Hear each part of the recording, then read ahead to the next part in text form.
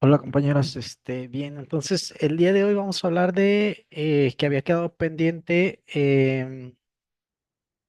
estas metodologías de activas, son muy importantes para ustedes en la teoría pedagógica, que en resumidas cuentas son cuatro las más importantes: estudio de caso, gamificación, aula invertida y el aprendizaje basado en problemas.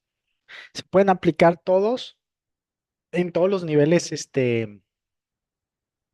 educativos. ¿Ok? Primero vamos a ir con el método caso o estudio de caso. ¿Ok? Ustedes quieren aplicar, acuérdense que la idea de las metodologías activas es que el alumno esté conviviendo entre sus pares, ¿sí? Entre sus similares para llegar al aprendizaje. Entonces, en estas metodologías activas, lo más importante es la interacción entre los individuos, ¿ok? Eso es como, no es como, perdón, es el punto principal de las metodologías activas, ¿no? Que entre los individuos de un grupo haya interacción, ¿ok? Importantísimo. Ahora, cada metodología o sí, cada metodología tiene sus particularidades, o sea, no todas son iguales a pesar de que tengan la misma finalidad, que es que queremos que haya una interacción entre los individuos de un grupo. ¿Ok? Acá en la cuestión de la metodología de casos o método de caso, perdónenme, es muy importante que tiene un principio comprensivo explicativo. ¿Ok? Hay un origen epistemológico de esta metodología, ¿sí? Entonces, aquí muy importante lo que nosotros queremos hacer en los estudios de caso es que el alumno, no importa el nivel, desarrolle un pensamiento crítico, ¿ok? Y sobre todo que más que soluciones por parte del docente, el alumno genere preguntas, que esto es muy importante y como hemos estado hablando, acuérdense que la pregunta es más importante que la respuesta. O sea, cuando los alumnos realmente se empiezan a generar preguntas, es ahí donde surge el aprendizaje, ¿sí? Entonces, de situaciones particulares, aquí en la metodología de caso, de situaciones particulares, eh, lo que vamos a provocar con el método de caso es que el alumno investigue por propia curiosidad, ¿ok? Y a partir de esa curiosidad para investigar cuestiones de su interés, es que vamos a solucionar cuestiones particulares, ¿ok? O situaciones particulares. En los estudios de caso, ¿sí? Va a haber dos, digámoslo así, como dos tipos. El estudio de caso como fin o el estudio de caso como medio, ¿ok? El estudio de caso, ¿sí? O en el estudio de caso, recuerden que se propone focalizar de manera singular, ¿sí? Al sujeto con el objeto, ¿ok? Una situación y cómo el sujeto acciona, reacciona, interpreta esa situación, ¿sí? Entonces es lo que queremos, ¿sí? Lo importante, acuérdense, es no perder el carácter unitario, o sea, un estudio de caso, úneme todas las piezas para ver a qué llegamos, ¿ok? El estudio de caso como medio, este sería el estudio de caso como fin. O sea, ponemos algo para que el alumno arme todas las piezas en el caso, ¿sí? Para llegar a una solución. Acá lo que importa es a lo que queremos llegar, o sea, que me armes todas las piezas del rompecabezas para llegar a un resultado. ¿Ok? Ahora, eso sería como fin. Dejo este estudio de caso para ver cómo el alumno arma las piezas cuál es su lógica en el pensamiento o cómo desarrolla el pensamiento, si es que estamos hablando de primaria, ¿sí? Ya en secundaria, preparatoria, universidad, pues cuál es tu lógica de pensamiento, ¿sí? Y cómo es que activas, cómo es que resuelves. Como medio, el estudio de caso lo podemos utilizar para llegar a otra metodología. ¿Ok? O sea, nos puede ayudar un estudio de caso, nos puede ayudar para otra metodología. ¿Ok? Por eso se llama, o por eso les estoy diciendo que lo pueden utilizar como medio o como fin. Como fin es o sea, aquí en las metodologías activas lo vamos a utilizar como fin. ¿Ok? Le doy un rompecabezas de alguna situación al alumno. Él tiene que armar las piezas del rompecabezas y ver a qué solución llega. ¿Ok? Nos sirve muchísimo para ver cómo es que arman estas piezas en una problemática, este, ya sea real, puede ser ficticia, puede ser creada, puede ser algo real, y nos interesa mucho para ver cómo el alumno llega a los resultados, cómo es que embona las diferentes piezas que nosotros les vamos a dar, ¿sí?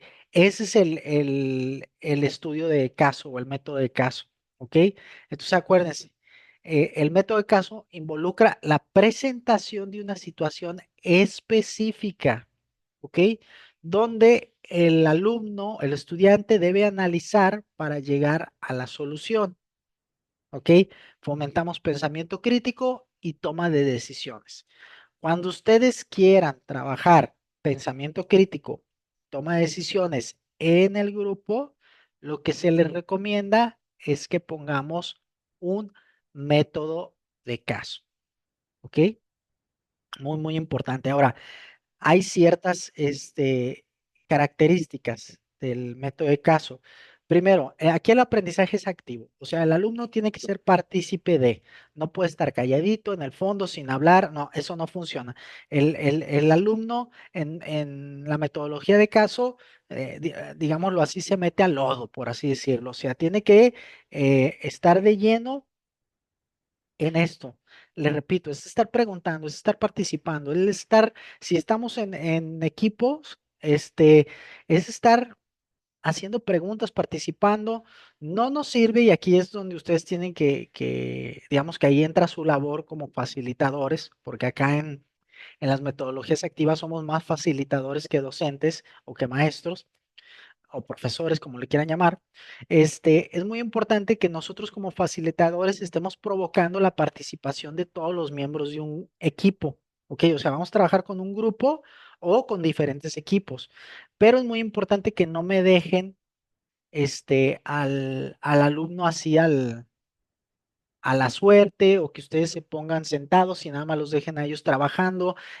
Tenemos que ser parte de lo que el alumno, es decir, acercándonos a los equipos, haciendo preguntas, no preguntas a lo mejor tan técnicas, pero ¿cómo van? A ver, ¿por qué usted escogió esto? O, es decir, hay que sacarles plática para que ¿cuál es la intención de esto? Desgraciadamente, pues a ustedes no los tengo presencial, pero teniéndome presencial, ustedes se pudieran dar cuenta de que, o sea, como este tipo de detallitos que yo les recomiendo de que están trabajando diferentes equipos y es no los dejes, o sea, no te quedes tú sentado y nada más los estés viendo o te pongas en el celular, sino ve pasando por los equipos, entre que le sacas plática para que se distraigan o para que el ambiente esté más distendido, también haces preguntas técnicas, ¿por qué escogieron esto? ¿Por qué crees que esto sería importante en esta situación que dejamos? ¿Sí? Entonces es muy importante, les repito, esto, acuérdense, es aprendizaje activo.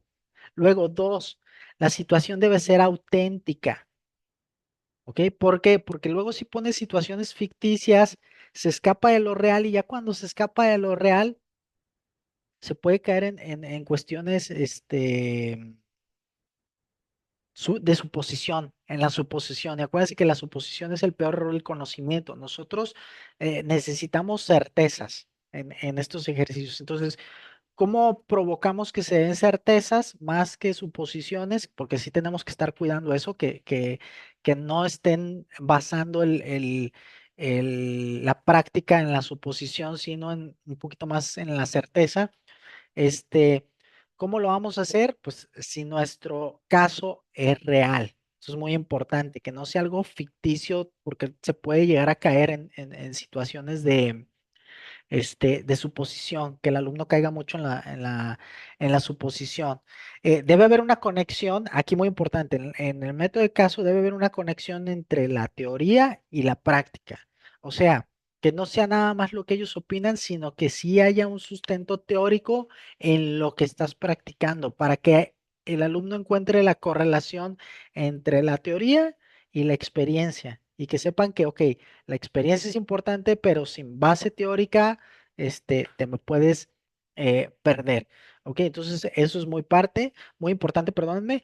Recuerden, lo que más se desarrolla aquí es, le repito, pensamiento crítico, la reflexión y capacidad de toma de decisiones, ¿sí? Y aquí lo que queremos es movilizar el aprendizaje, o sea, que el aprendizaje no esté estático, que los alumnos no estén nada más ahí esperando a que el maestro hable y hable, o no, el maestro me pone a hacer unos resúmenes y ya me deja a mi suerte. Otra cuestión importante es que sea creíble el caso, o sea, que no sea fantasioso, que ya lo hemos dicho, que sea auténtico, que realmente muestre un desafío al estudiante, o sea, que realmente se vea que hay un problema. O sea, que no sea algo muy lógico o muy obvio, mejor dicho, más que lógico, muy obvio a la respuesta, sino que sea un caso que realmente represente una problemática para el alumno. Aquí, un paréntesis. No es lo mismo el método de caso en primaria que en universidad que en preparatoria. ¿Por qué? Porque la capacidad de análisis obviamente se supone que va a ser cada vez mayor, a mayor edad y a mayor nivel académico. Entonces obviamente debe estar el estudio de caso, el método de caso debe estar adaptado para el nivel en el cual se encuentra. O sea, no puedo poner un estudio de caso que yo pondría en primaria, no lo puedo poner en prepa, o es más, hasta en secundaria. ¿Sí? ¿Por qué?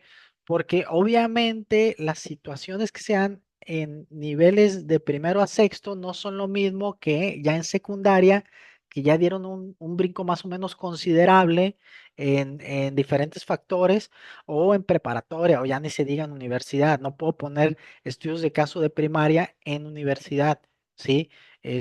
Me refiero en nivel cognitivo, o sea, el desafío que representa cognitivamente para el estudiante, ¿sí? Porque, por ejemplo, para ustedes que son de pedagogía, puedo ponerles ejemplos de si estoy en la primaria y todo este rollo, que no es lo mismo a que el nivel cognitivo, a eso nos referimos, o sea, el nivel cognitivo del método de caso debe ir en concordancia con el nivel académico que estás desarrollando, ¿sí?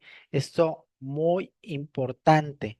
Eh, y que el aprendizaje tiene que ser por pares aquí en el método caso. ¿Cómo que el aprendizaje por pares más? O sea, tienes que juntar, hacer equipos. Si el grupo es muy pequeño, bueno, puede ser todo el salón. Si no, acuérdense lo que ya vimos. Formar equipos mínimo de parejas, o sea, de dos, máximo lo que más se recomienda. También les repito esto con pincitas lo que estoy diciendo, porque la realidad te puede llevar a otro lado, pero mínimo de dos los equipos, máximo de cinco. ¿Ok?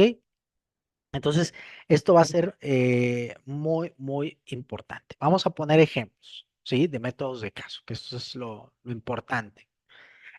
Por ejemplo, a nivel primaria, ¿qué caso pudiéramos poner? Yo aquí lo voy a poner muy básico, pero obviamente ustedes lo pueden desarrollar a profundidad, ¿ok? Ya para una clase en primaria. Digamos que en primaria yo les podría presentar a los niños la siguiente situación. Imagínense que un niño, y ahí tú puedes elaborar bastante en el contexto, o sea, un niño de dónde, de qué barrio, de qué colonia, de qué edad. Imagínate que un niño pierde a su perro en el parque. Entonces hay que meter al estudiante en la situación problemática. Imagínate que hay un niño y que pierde a su perro, ¿ok? Entonces lo que vamos a invitar a los equipos o al grupo en total, les repito, dependiendo la cantidad de alumnos que tengamos, es a que piensen los pasos a seguir para encontrar al perro. ¿Qué cosas le recomendarías al niño? ¿Qué cosas harían ustedes si tuvieran un amiguito que se le pierde el perro y les dice, está en el parque, les dice, se me acaba de perder mi perro? ¿Qué pasos tú recomendarías que haga el niño que lo ayuden a encontrar a su perro? O sea, ya les estás poniendo una situación, los estás poniendo en una situación real que se puede llegar a presentar, ¿sí? Les vas a generar un poco de estrés. Obviamente en los métodos de caso el alumno va a experimentar una cierta cantidad de estrés, porque si no, no sería método de caso. O sea, si realmente el caso no me genera un grado de estrés, pues entonces realmente es un método de caso, o sea, realmente me está desafiando. ¿Ok? ¿Qué queremos con esta situación, por ejemplo, del perrito? Desarrollar habilidades de solución de problemas y qué tanto el niño desarrolla la creatividad al momento de solucionar una problemática. O sea, qué tan creativo es para encontrar soluciones. ¿Sí? Entonces, eso es lo que queremos trabajar en el niño de primaria. Entonces, ahí tienen un ejemplo de estudio de caso en el niño de primaria. ¿Sí?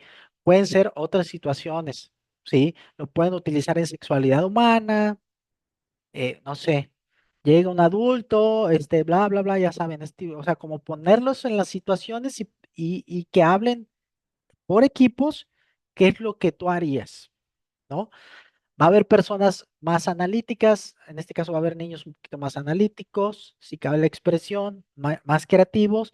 Lo que buscamos es que al trabajarlo en equipo, se comparta esta creatividad y esto es como una bolita de nieve. O sea, alguien empieza con poquita creatividad y eso detona en que el otro despierte su lado creativo.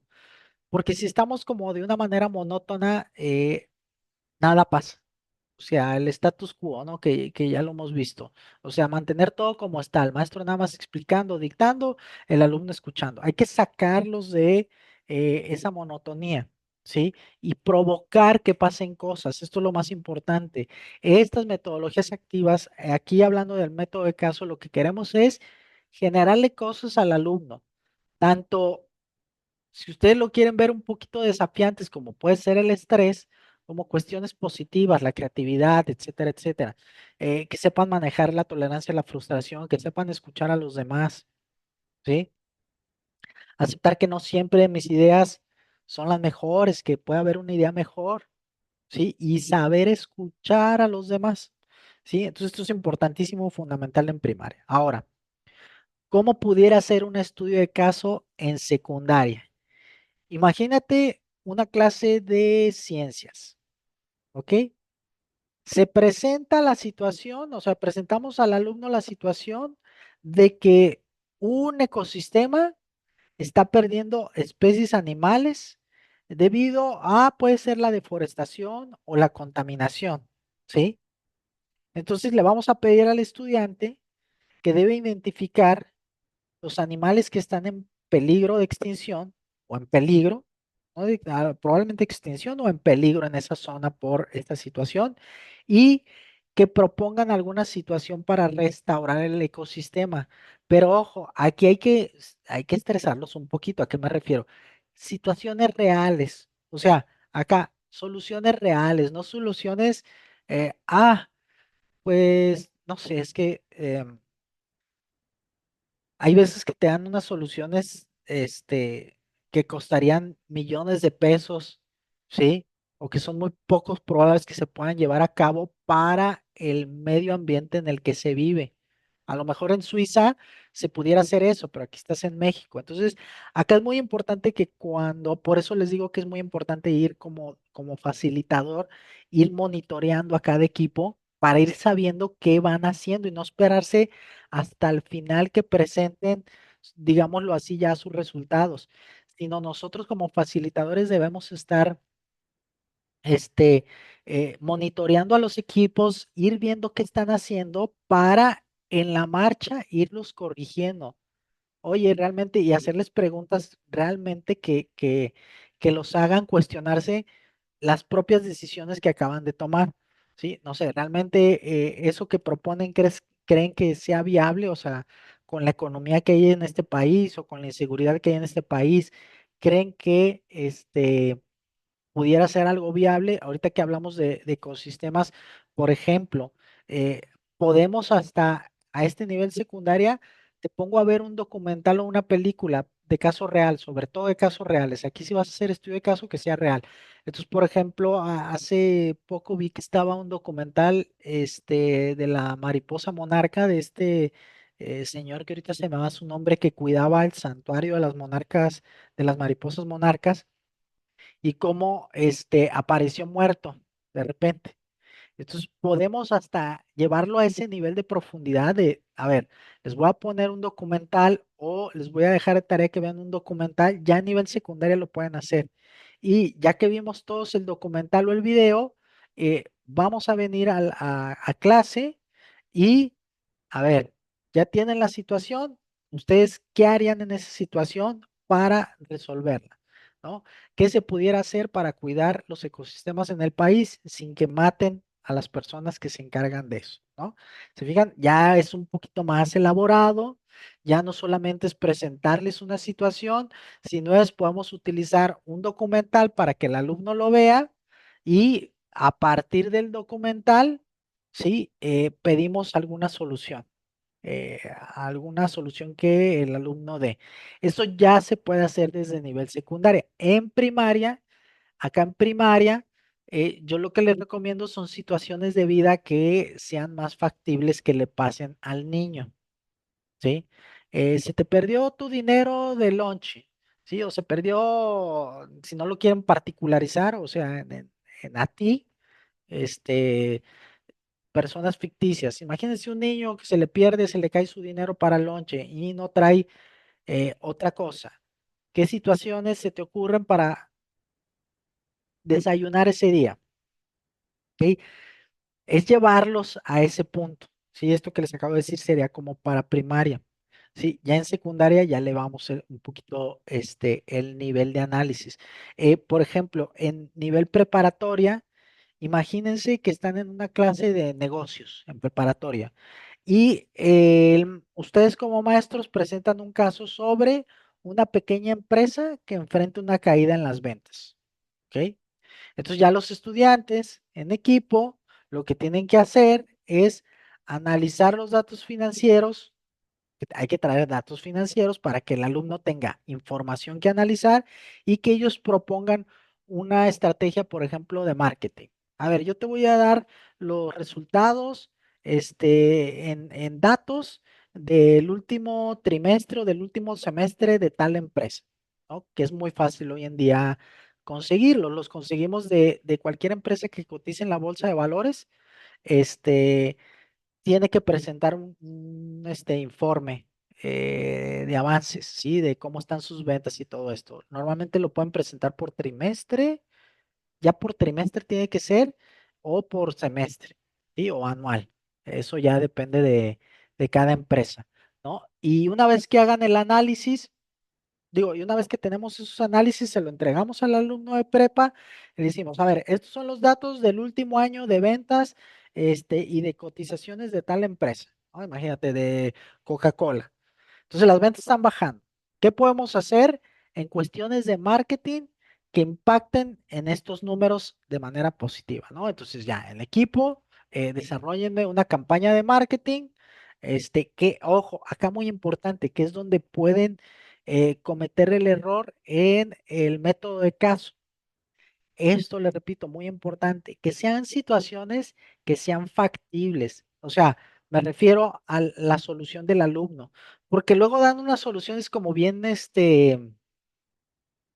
un poco fuera de la realidad, que todo con dinero y a lo mejor la empresa tiene ese problema, tiene problema de dinero y no tiene el capital como, se pide un préstamo. ¿no? Normalmente luego te sale con eso el alumno cuando estás hablando temas de negocios, ¿no? Ah, que pido un préstamo. Ok, necesito que me plantees realmente qué es lo que va a generar ese préstamo. O sea, es dinero que vas a tener que pagar. ¿Qué lo vas a sacar? En cuánto tiempo? ¿A cuánto tiempo está proyectado que tú tengas el capital para pagar este, esta situación? O sea, el préstamo, o sea, ¿a cuánto está el interés? ¿Cuánto terminarías pagando por esa? O sea, lo que queremos es que el alumno, o sea, porque lo fácil es que el alumno te diga, ah, pedimos un préstamo, ah, sí, luego tú ves ahí los maestros de que sí, con un préstamo se soluciona. No, nada. Uno como facilitador necesita realmente ponerlos en la situación. Sí, o sea, que realmente se adentren en la situación. No, a ver, si tú pides un préstamo para empezar, ¿a qué banco lo vas a pedir? ¿De cuánto es la tasa de interés de cada banco? ¿Cuánto es lo que terminarías de pagar realmente con el interés? ¿En cuánto tiempo te lo darían? ¿Qué pasa si no funciona? O sea, ¿qué va a pasar con ese préstamo? ¿Cómo lo terminarías pagando? O sea, necesitamos estresarlos un poco en el sentido de que hay que cuestionarle la respuesta, no caer en el lugar común de, porque eso sí lo veo muchísimo, en ocasiones yo mismo caigo en eso de, ah, ya es hora de salida, ya el tiempo está presionando, sí, sí, esa solución que le dieron está perfecta, pero es una solución poco realista. ¿Sí? Entonces tengan mucho cuidado con esas situaciones en las cuales se pueden caer aquí en el método de caso, ¿sale? Entonces, eso, este ejemplo que les di ya embona bien a nivel preparatoria. Obviamente lo pueden aplicar también en nivel universitario. Obviamente los análisis y todo esto, pues yo le exigiría más, un poco más al de universidad que al de prepa. O sea, no significa que el de prepa va a ser facilito, sino a lo que me refiero es elevarle el nivel de complejidad de lo que vas a pedir si vas a aplicar este mismo para nivel universitario, ¿ok? Pero vamos a ver un ejemplo de método de caso ya en universidad.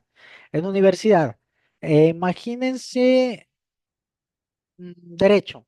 Imagínense en la escuela de derecho, vamos a presentar un caso judicial complejo, ¿ok? Donde los estudiantes deben analizar las pruebas, revisar las leyes y argumentar su defensa en un juicio simulado. Entonces, por ejemplo, en método de caso, en derecho, ya podemos simular un juicio complejo, ¿sí? Donde le vamos a pedir, les repito, que analicen pruebas, revisen leyes y argumenten su defensa en un juicio simulado, ¿ok? Eh, ustedes, por ejemplo, en pedagogía, ¿qué pueden hacer? Yo, por ejemplo, aquí un método de caso que utilizo en pedagogía, específicamente en la carrera de pedagogía, es que le pido a los alumnos en algún momento que traigan todos material. No les digo para qué, ¿ok? No les digo qué van a hacer, sino les digo, traigan material entre todo el grupo, entre todo el grupo. Ahí sí junto todo el grupo, ¿ok? Ya después hago equipos. Pero entre todo el grupo van a traer material, no sé, que alguien trae hilo, alguien trae plastilina, alguien trae hojas de colores, alguien más trae hojas blancas, tijeras, pegamento, o sea, entre todo el grupo tienen que aportar diferentes materiales, ¿ok? Entre cada miembro del grupo. Ya una vez que traen el material, digamos que eso se los dejo con anticipación, ya que traen el material y el día que vamos a desarrollar la práctica, ya les pongo el caso, el método de caso. ¿Qué sería? Normalmente lo que les pido es, hacemos equipos y les digo, ok, quiero que se imaginen a un ciego de nacimiento. A ese ciego de nacimiento, ¿cómo le explicarías el concepto de degradado a un ciego de nacimiento? ¿Ok? Entonces, obviamente, les repito, decirlo es fácil, hacerlo es diferente. ¿Sí? Ok, pues lo que quiero que hagan es lo siguiente, que todos pusieron su material, no sé, en la mesa donde se encuentra el profesor, ahí está todo el material puesto. Entonces le voy a pedir que por equipos se organicen para que utilizando el material que tienen ahí, no todo, el que ustedes decidan, expliquen el concepto de degradado. Imaginen que van a explicar el concepto de degradado a un ciego de nacimiento, es decir, alguien que nunca en su vida ha logrado ver. ¿Qué cosas pasan interesantes aquí que les puedo plantear? Cosas muy interesantes que llegan a pasar son situaciones como te das cuenta que esto me pasa mucho en pedagogía, hacen unos materiales muy chingones, muy chingones, pero al momento de explicar el concepto, ahí me les falla. O sea, el material que hicieron está muy chingón, pero el concepto que están explicando no lo explican tan bien. Y eso es lo que me importa mucho aquí en el método de caso, específicamente con ustedes en pedagogía. Eh, Aprovechar para decirles que algo fundamental aquí en la materia sería que si se quedaran con esto, por favor. Sí, son pedagogía, las didácticas son importantes, pero si no sabes explicar el concepto o te equivocas al momento de utilizar conceptos, por más bueno o bien hecho que esté el material, no va a cumplir su función. Una de las principales habilidades de ustedes como pedagogos es que tengan la capacidad, ¿sí?, de explicar casi cualquier cosa.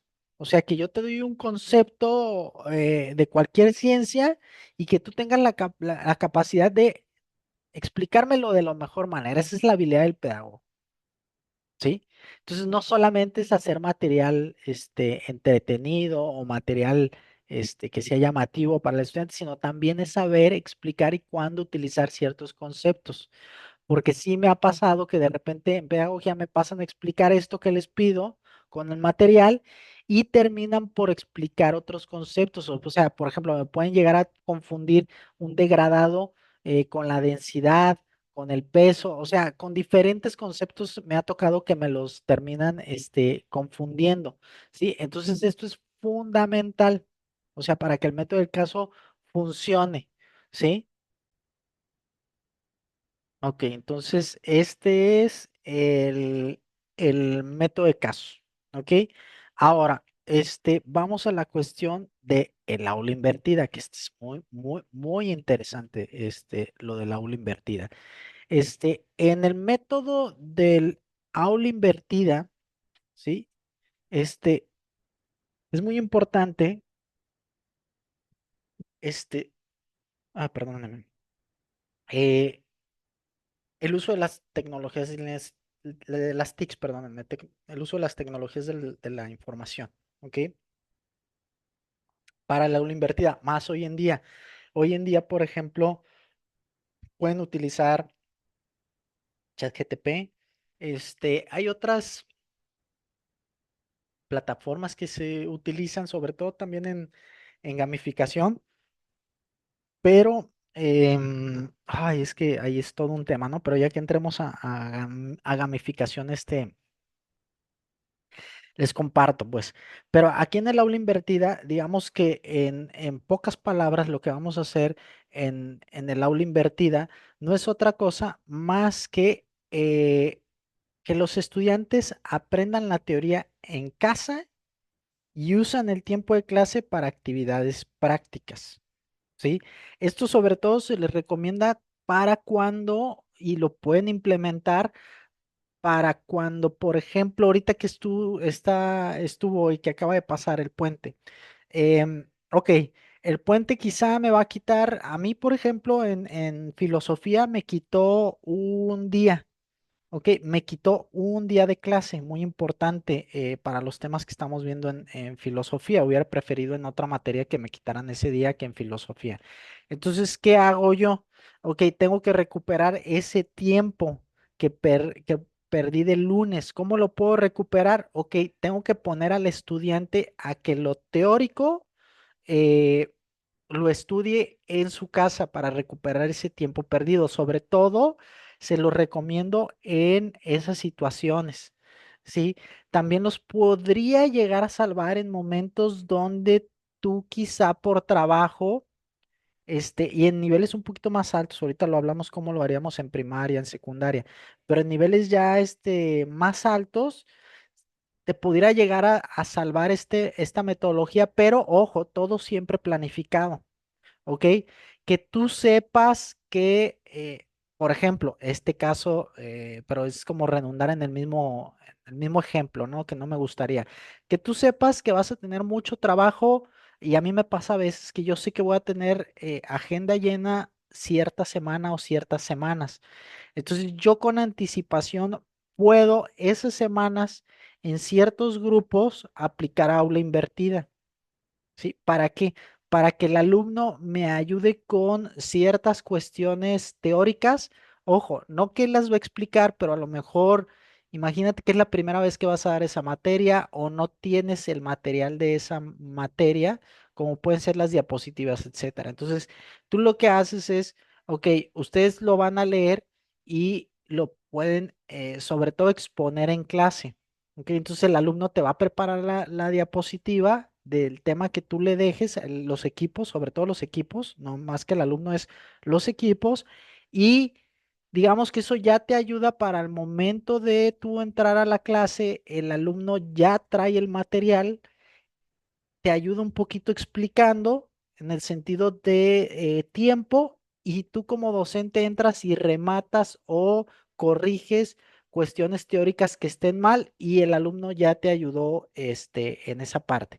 No es para que el alumno haga tu trabajo, sino, les repito, es para que la teoría se analice en casa y el tiempo que tienes en clase se utilice para la cuestión práctica. Yo, por ejemplo, el aula invertida es esto que utilizo mucho, lo utilizo mucho con pedagogía, sobre todo. Por ejemplo, esto que le estaba diciendo de que el lunes tengo filosofía, no tuve clase el lunes, los voy a ver hasta el miércoles, porque es lunes, miércoles y viernes la clase. Entonces, ¿qué hice yo sabiendo esto? Desde el lunes de la semana pasada les expliqué que les iba a tocar por equipos un filósofo a cada equipo y cada equipo me tenía que explicar la filosofía del filósofo que le tocó.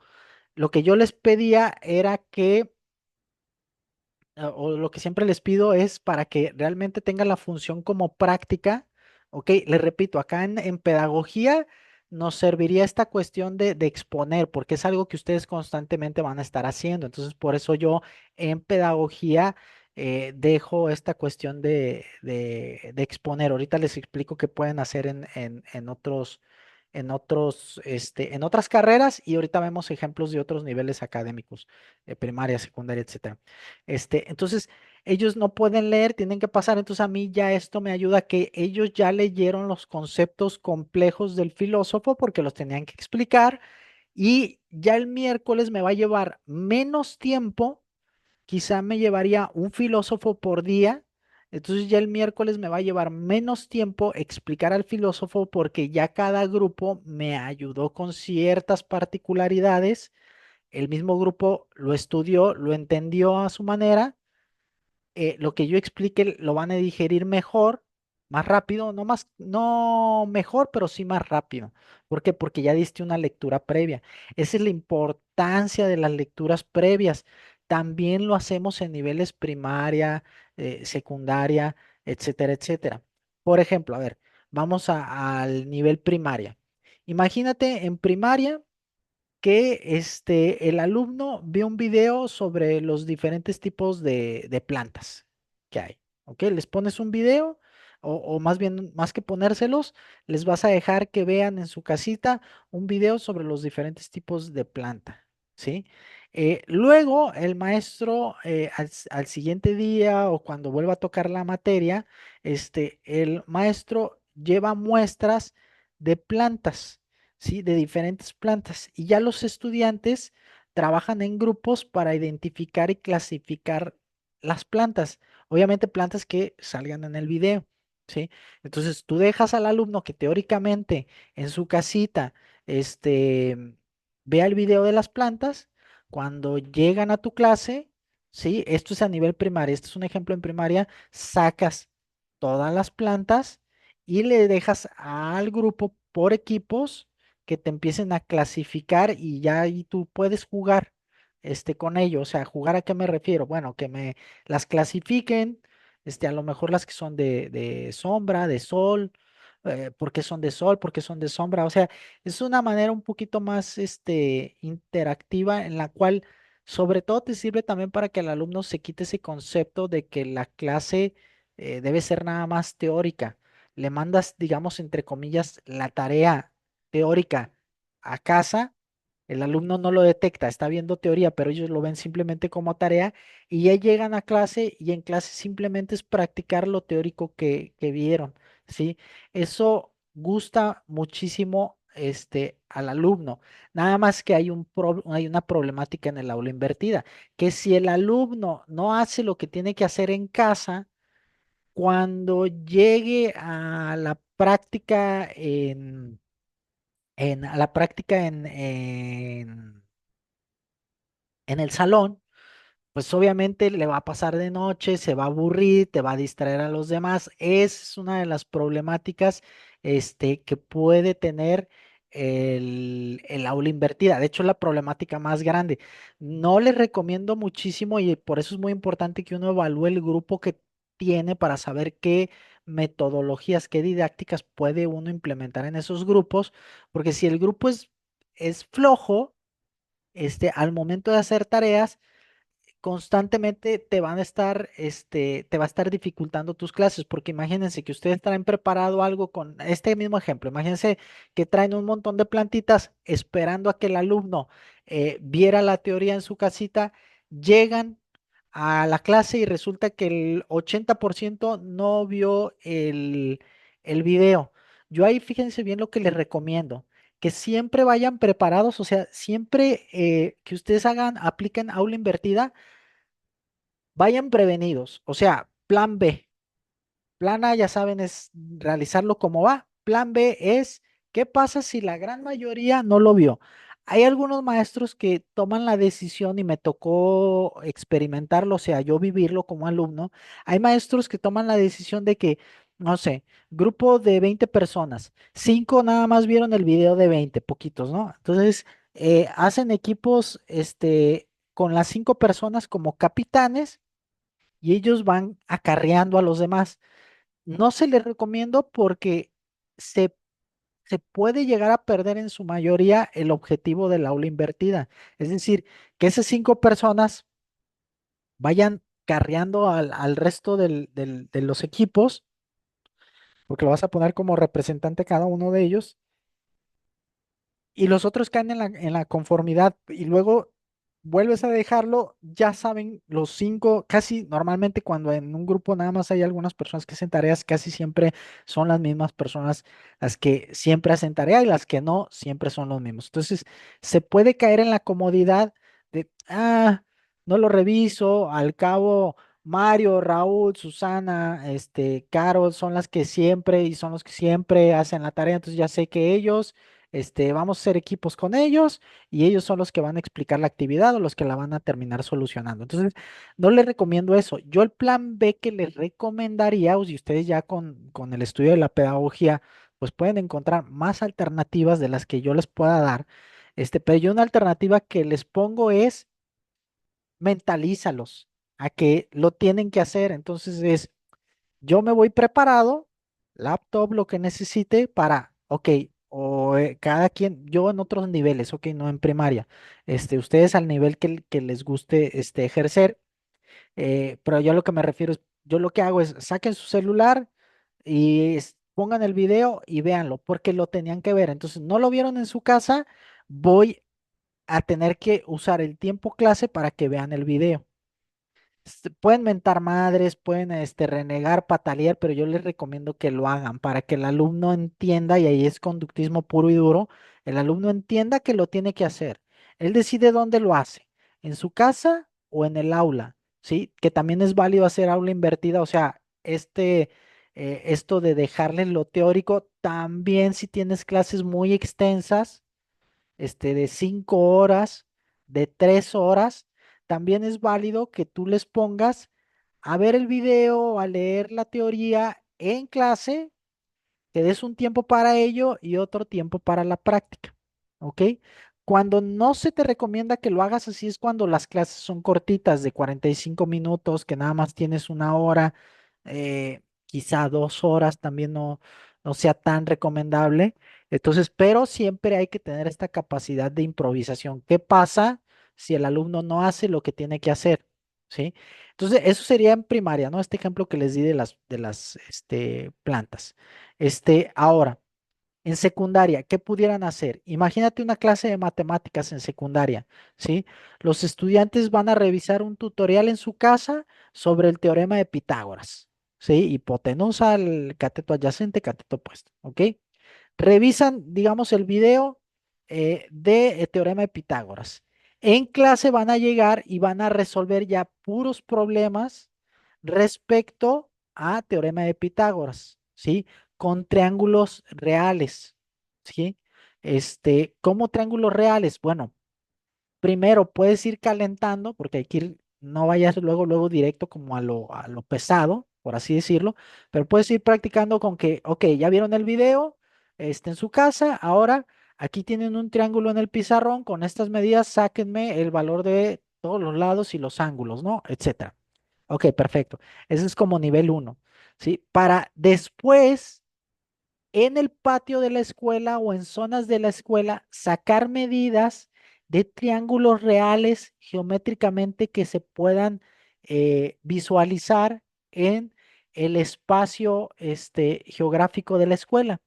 El alumno lleva su cinta métrica, saca medidas y ya con esas medidas comprobamos con teorema de Pitágoras si las medidas son correctas. Y entonces ahí el alumno puede checar cómo la teoría nunca falla. O sea, como la teoría completamente es exacta, ¿no? En estos temas de la matemática. Entonces, aplicas conceptos teóricos a cuestiones prácticas. Esa me encanta a mí, ese tipo de actividades, como que vean en secundaria, preparatoria, como que vean lo teórico en casita, porque luego se pueden llegar a aburrir, se les puede hacer tedioso en la clase y luego en secundaria y prepa las clases son más cortitas en tiempo. Y entonces ya vienen contigo y ya en lo práctico los pones a medir todo lo que sea matemáticas, física, química. Me encanta que el alumno mida y vea cómo en lo manual puedes sacar las mediciones, pero cómo si aplicas las cuestiones teóricas, también te arroja los mismos resultados, tanto de manera manual como de manera teórica. Y le empieza a dar una carga diferente al aprendizaje del alumno. Créanme que sí le dan una carga diferente, a las situaciones, ¿sale? Eso sería, por ejemplo, en secundaria, teniendo la misma limitación. ¿Qué pasa si el alumno no ve el video? ¿Sí? Entendiendo que esa es la mayor limitación del aula invertida. Ahora, por ejemplo, preparatoria. Los estudiantes, imagínense, de preparatoria, materia, historia. Revisan un documental sobre la revolución industrial, ¿no? Les dejas un documental sobre la revolución industrial para que lo vean en casa. Llegando a clase, vas a dividir grupos y los pones a debatir sobre el video. Debatan las causas y consecuencias de la revolución industrial. ¿Cuáles fueron las causas y cuáles fueron las consecuencias? O sea, ¿qué hubiera pasado? A mí me gusta mucho ser como esto. ¿Qué hubiera pasado en el mundo si no se hubiera dado la revolución industrial? Entonces quiero que me debatan, ¿sí? Este, ahí lo que estamos haciendo es un análisis ya profundo de situaciones, ¿sí? ¿Para qué? Para que el alumno aprenda a escuchar, aprenda a fundamentar sus ideas, aprenda a debatir, la famosa dialéctica, ¿sí? Muy importante. Eso, por ejemplo, en preparatoria. En universidad, imaginen una clase de física. Los estudiantes pueden estudiar en casa ecuaciones de, por ejemplo, de movimiento, ¿sí? Y ya luego al llegar a la clase, pues ya empiezan, por ejemplo, esto sí lo he hecho, pero yo lo he hecho en preparatoria. eh, Hago que caminen de un lugar a otro y ellos tienen que medir la distancia con una cinta métrica y medir el tiempo. Entonces ellos tienen que calcular, miden distancia, tiempo, la velocidad. que es la fórmula de movimiento, ¿no? En la fórmula de movimiento tú mides velocidad, tiempo y distancia. Entonces tú les puedes decir, mira, la distancia de aquí al otro salón o de aquí a la puerta. Entonces que saquen la cinta métrica, miden la distancia y luego les pides, a ver, Raúl va a caminar y quiero que me midan en cuánto tiempo llega allá, ¿sí? Y entonces ya tienes la distancia y ya tienes el tiempo en el que Raúl caminó. Entonces quiero que me obtengan a qué velocidad iba Raúl, ¿sí? ¿A qué velocidad va? Entonces, va a tal velocidad. Ok, entonces si ahora ya tenemos el valor de la velocidad a la que Raúl, camina ese trayecto, ahora vamos a ponerlo a una distancia mayor. Ya tienen los datos. Entonces, teóricamente, ¿a qué, a qué, ya saben la velocidad, ya sabemos en qué tiempo va a llegar de aquí ahora no a la puerta, de aquí a los baños que están más lejos? Ok, como ya tienen todas las medidas, tiempo, distancia y velocidad, ya me pueden calcular más o menos en qué tiempo va a llegar, ¿sí? En qué tiempo va a llegar, porque ya sabes a qué velocidad camina y y tienes la distancia. Entonces, teóricamente me puedes decir que va a llegar en tanto tiempo, o sea, se va a tardar en tanto tiempo, y lo puedes cronometrar y podemos checar las diferencias entre la teoría y la práctica. Llegó 10 segundos antes o después, no llegó exacto. Eso quiere decir que algo varió, ¿sí? Hubo una variante. ¿Cuál posiblemente puede ser la variante? Pues la distancia, sí, pero eso, pues obviamente a mayor distancia, pues mayor tiempo. Pero más bien lo que pudo haber variado fue la velocidad. A lo mejor a la puerta iba a 2 metros por segundo y al baño le metió más velocidad. Entonces, por ende, el tiempo no salió exacto. Y entonces así el alumno empieza a experimentar la cuestión de las magnitudes. En física se llaman magnitudes, no medidas, sino se llaman magnitudes, ¿sí? Entonces ya el alumno puede experimentarlo, se puede volver algo muy entretenido, algo más divertido que nada más tocarlo de manera teórica y acá es muy importante, compañeras y compañero, el alumno le encuentra más sentido a la física, a la matemática de esta manera, ¿sí? Porque lo empieza a experimentar. Puedes poner hasta situaciones chuscas, pero eso ya depende, le repito, eso ya depende de la creatividad, de cada quien. No sé, vas a una distancia, vas de aquí a tu casa, quieres llegar a tal hora, a qué velocidad debes ir caminando si quieres llegar a tiempo. O sea, y puedes meterle ahí historia y todo el rollo. O sea, historia me refiero a este dejaste los frijoles en la olla. No sé, le pueden ustedes meter un sinfín de ideas.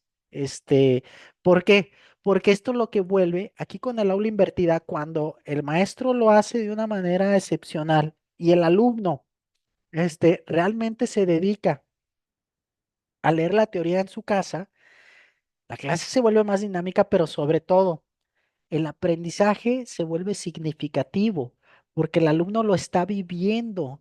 Y sobre todo, a mí me encanta cuando es en matemáticas, en física, o sea, como en materias que son súper teóricas, cuando lo llevas a la práctica, que el alumno esté midiendo de manera manual y que vea cómo las fórmulas matemáticas son exactas, las fórmulas en física, en matemáticas, en química, eso es muy padre. Tenía, por ejemplo, un colega, químico, él muy bueno, farmacobiólogo, era químico, era biólogo y tenía maestría en biología y tenía una maestría también en biología, en química y en biología, tenía la maestría y la carrera en las dos. Él, por ejemplo, a los alumnos se los llevaba a prácticas o, por ejemplo, hacía prácticas de fertilidad.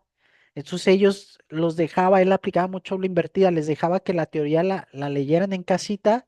Luego cuando llegaban al aula, él explicaba ya detalles muy puntuales y les pedía material. Sí, y entonces, por ejemplo, les hacía un examen de fertilidad a quien quisiera. Obviamente para eso necesitaban llevar muestra de esperma. Obviamente, como era a nivel preparatoria, tenía que pedir consentimiento por escrito de los papás y de la misma institución, informar qué se iba a hacer y con qué finalidad. Esto también es muy importante. Cuando tú realizas prácticas, tienes que revisar qué es lo que se va a hacer. Digo, tienes que fundamentar qué es lo que se va a hacer y por qué se va a hacer. Ahora, hay otra variante para aplicar aula invertida. Yo lo voy a aplicar con el grupo de antropología y de filosofía. ¿Qué vamos a hacer? Lo que vamos a hacer es que ya hemos visto mucha teoría en el aula. Entonces ahora lo que queremos hacer es llevárnoslo y por ejemplo me los voy a llevar a unos al Museo Musa, a otros los voy a llevar al centro a interpretar ciertas cosas. ¿Por qué al centro? Bueno, el Museo Musa pues está en el centro, esa no hay de otra, esos son los de filosofía y también me los voy a llevar a los de antropología al Museo Musa, pero más aparte yo quiero que chequen la interacción, ¿sí? De la zona centro de Guadalajara, sobre todo porque, por ejemplo, ellos son de Tonalá. Entonces yo últimamente me he estado dando cuenta que que es algo quizás hasta obvio si ustedes quieren, pero cuando tú lo haces consciente se vuelve un poquito más llamativo. Las interacciones son muy diferentes entre las personas que viven en Tonalá y las personas que viven o que se mueven en la zona centro. Y eso es lo que me interesa, que lo lleven a la práctica, porque cuando se los dejo en el aula, digo, perdón, no en el aula, pero cuando lo dejo en la escuela, como es un lugar cotidiano en el que ellos ya se mueven constantemente, eh, no lo hacen realmente como quiero y llevarlos al centro es llevarlos y sacarlos de su zona de confort. Entonces también esa es otra manera de hacer aula invertida, ¿ok? Esta manera ok, ya vimos la teoría en clase, voy a sacarlos de clase. Esa es otra manera también de hacer aula invertida. Sí, cuando ya hacemos demasiada teoría en el aula y los puedo llevar, por ejemplo, con los niños de primaria, que los puedes llevar a un museo y es una manera de hacer aula invertida. Vemos la teoría en la clase, pero ya después me los llevo que al Museo de Antropología, me los llevo al Museo Musa, me los llevo a está un museo, o sea, hay diferentes museos por el centro está el Museo Cabañas, el Museo de Cera, o sea, dependiendo lo que tú quieras trabajar o la materia en la que estés impartiendo, es otra manera de hacer aula invertida en primaria, sobre todo primaria y secundaria, ¿sí? O sea, en todos los niveles lo puedes hacer esto, teoría en clase y va a haber momentos en que los voy a sacar de clase y me los voy a llevar a un sitio. Puede ser también una empresa. A mí me encantaba cuando me llevaban a empresas, por ejemplo, me llevaban en la primaria a empresas tipo Marinela, Sabritas, La Corona, Coca-Cola. Hoy en día, por ejemplo, veo a muchachos de negocios internacionales que los llevan a esos como paseos que a mí me llevan en la primaria y sinceramente no les veo mucha utilidad a menos de que nunca hayan ido estos muchachos a una empresa, pero porque realmente para que ellos apliquen lo que están viendo necesitarían que realmente los adentren en la empresa, no nada más a cómo se producen ciertas cosas, porque según lo que me han contado son unos paseos muy similares a los que yo hacía en primaria. En primaria tienen mucho sentido ese tipo de paseos, ya para, por ejemplo, negocios internacionales o contabilidad, te puede llegar a servir un poco, pero te serviría más que te adentraran en la empresa, o sea, que vamos a ver las oficinas de la empresa. Sí les llega a servir sobre todo si les enseñan el cómo se produce el producto, la Coca-Cola, la cerveza, los panes, etcétera, etcétera, cuánto cuesta producirlo, todo ese tipo de situaciones, cómo se reparten los horarios de los obreros, etcétera, eso sí aplicaría, ¿sale? Entonces, esta es otra metodología activa, el aula invertida. Les repito, se las recomiendo muchísimo aplicarlo en sus planeaciones y que realmente lo apliquen en clase y que también los puede llegar a salvar en momentos escolares donde ustedes puedan llegar a tener muchísimo trabajo, pero les repito, con planeación previa. O sea, que yo sepa que voy a tener mucho trabajo el mes de septiembre o estas 2 semanas de septiembre. Y entonces aquí yo en mi planificación digo, ¿sabes qué? Aquí voy a aplicar a una invertida, porque eso me desahoga o me desfoga un poquito este, el trabajo. ¿Ok? Entonces, estas son dos metodologías activas. Todavía nos faltan otras dos. Por el momento ahorita voy a parar y por el momento voy a parar porque tengo, y les pido una disculpa, tengo un paciente y más adelante les mandaré las siguientes metodologías activas, ¿ok?